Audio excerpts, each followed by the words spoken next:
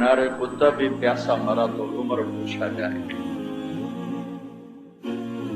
اور جب کوئی فریادی آ کر کہتا واہ عمرا، یہ عربی میں پکار کا صیغہ ہے، واہ عمرا، ہائے عمر، تو حضرت عمر یہاں ہاتھ باندھ رہے تھے. یہاں یہ نشانی ہے آخرت کی کہ آخرت میں ہر حاکم، ہر حکمران جب آئے گا تو اس کے ہاتھ یہاں بندھے ہوں گے ایسے، پھر وہ اپنی حکومت کا حساب دے گا.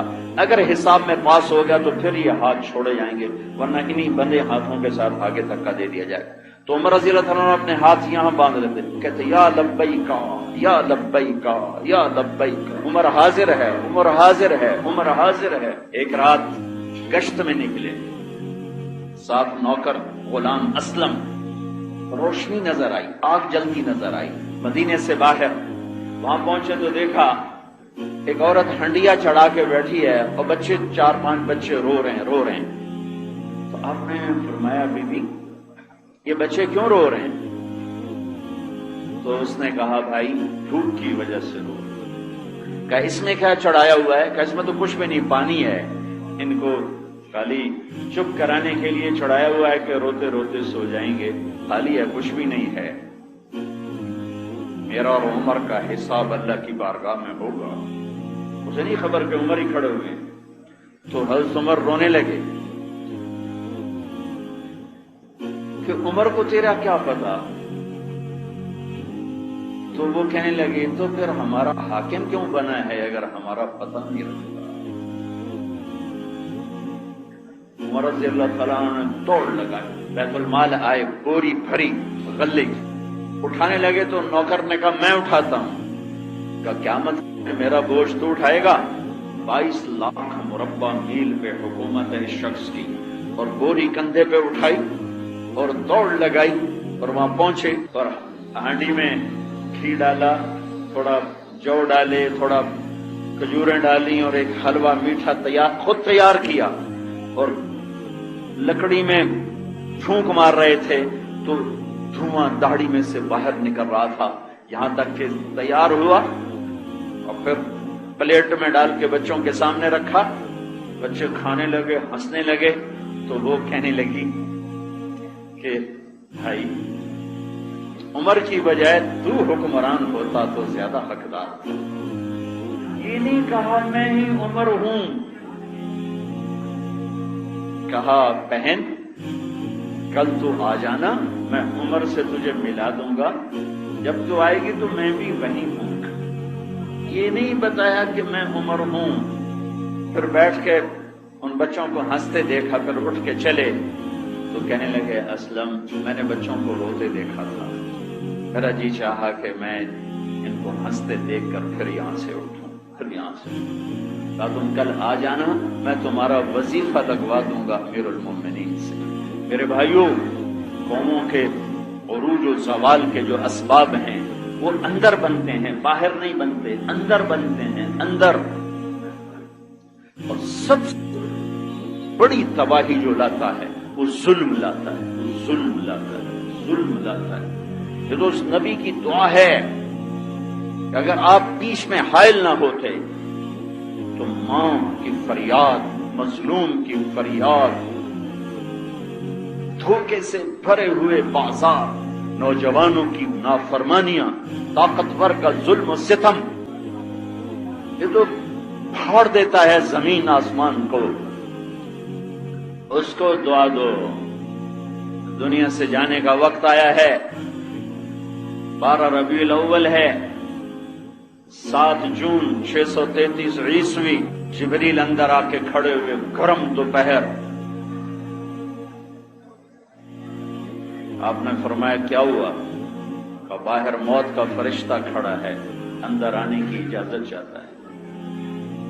آپ نے کہا آ جائے. ملک الموت اندر آئے گا. السلام علیکہ یا رسول اللہ.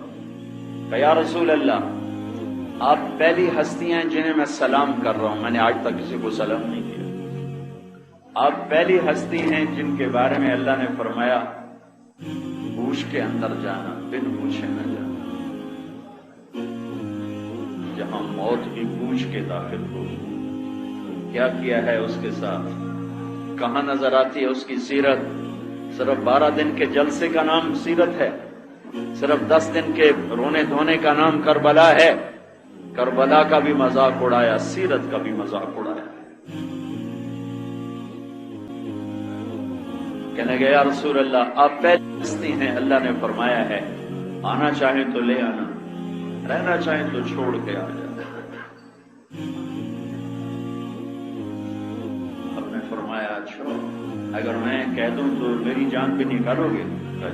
آپ کی بھی نکالوں گا۔ تو آپ نے جبریل کو دیکھا، تو کیا کہتا ہے؟ تو جبریل کہنے لگے یا رسول اللہ آپ کی ملاقات کے شوق، اللہ سے ایسی موت مانگو ہائے ہائے کہ جب جانا ہو تو اللہ ملاقات کے شوق میں ایسی موت نہ آئے کہ بھاگا ہوا مجرم پکڑا ہوا واپس لے جایا جا رہا ہو۔ آپ نے فرمایا اچھا جبریل ایک کام کرو کہ واپس جاؤ اللہ سے پوچھ کے آؤ میرے بعد میری امت کے ساتھ کیا کرے۔ میں پھر جواب، یہ مسئلہ میرے نبی اگر نہ اٹھاتے آج تمہیں 72 خنزیروں سے بھرا ہوا جہان نظر آتا ہے۔ جاؤ اللہ سے پوچھ کے آؤ میرے بعد کیا کرے گا۔ تاریخ پیچھے سامنے ہے کہ بندر بنا دی، خنزیر بنا دی، پتھروں میں دبا دیا، پانیوں میں بہا دیا، ہواؤں میں اڑا دیا، آگ میں جلا دیا، جھلسا دیا۔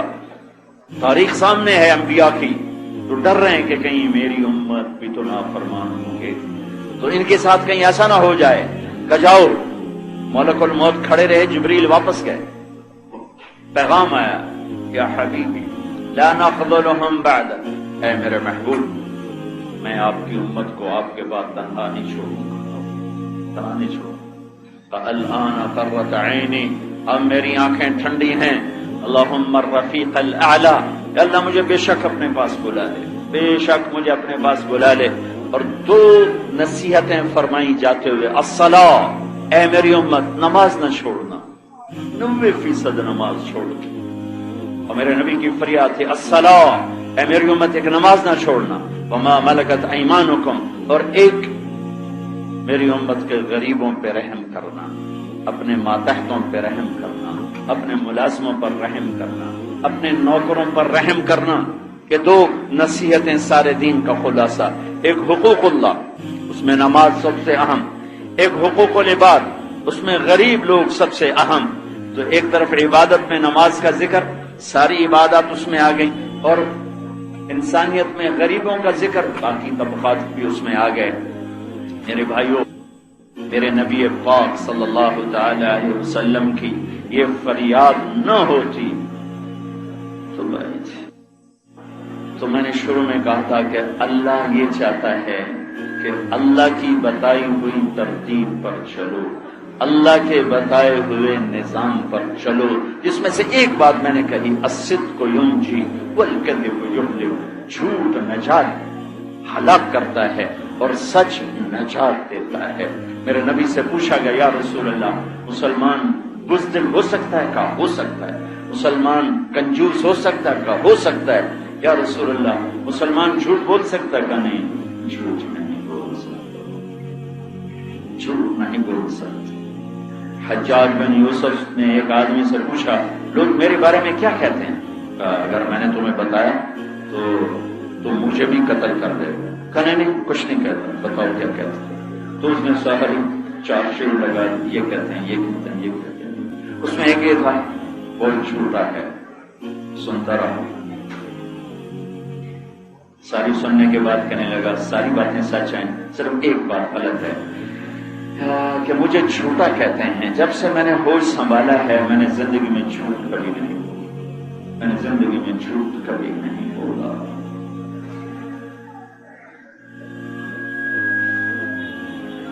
جس معاشرے میں جھوٹ اتنی گہری گہری گہری جڑیں بنا چکا ہو، سورج بھی چمکیں تو کیا ہوگا، ٹیکنالوجی بھی ہوگی تو کیا ہوگا۔ قوموں کو جو عزت ملتی ہے وہ کردار سے ملتی ہے، چیزوں سے نہیں، کردار سے ملتی ہے۔ اپنے اندر کو بناؤ، اپنے اندر کو بناؤ، اپنے اندر کو بناؤ۔ یہ جو تبلیغ کا کام ہے یہ کردار سازی کی محنت ہے۔ لا إله إلا الله محمد رسول الله، لا إله إلا الله محمد رسول الله۔